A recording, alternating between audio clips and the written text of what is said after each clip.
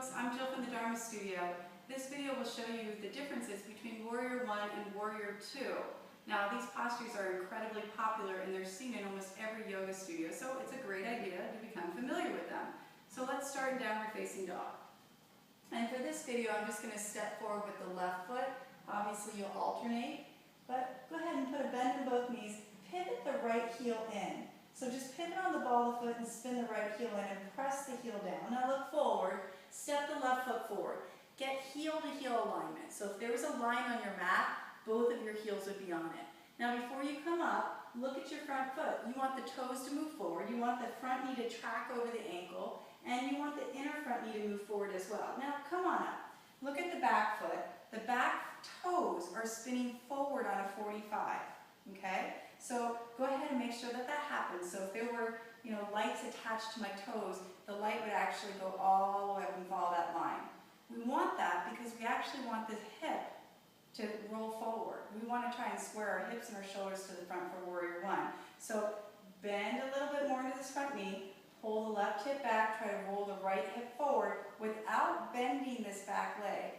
Push strongly into the sole of the foot and push out through the pinky toe edge to really try to square and stay strong. Push your feet down and away from one another without gripping through the toes. Square the pelvis, take the front ribs in, square the shoulders, reach your hands high, dip your head back to look at your thumbs. Good, so this is Warrior One or Virabhadrasana A. So again, points to remember, this hip, back hip is rolling forward. We want to internally rotate it. Okay, so the back foot's like on a 45, heel to heel alignment, pelvis and shoulders are squaring to the front. Good, that's Warrior One. Warrior Two is different.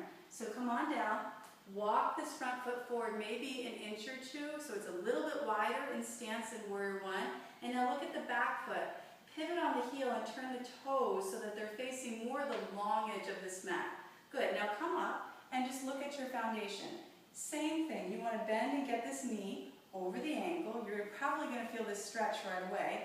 Warrior Two, no surprise, is an upper inner thigh and groin stretch. So we want to actually externally rotate both of our thighs. Where Warrior One, there's a slight external rotation in the front slate and an internal on the back. Warrior Two, we're trying to really roll the pelvis open to get this stretch.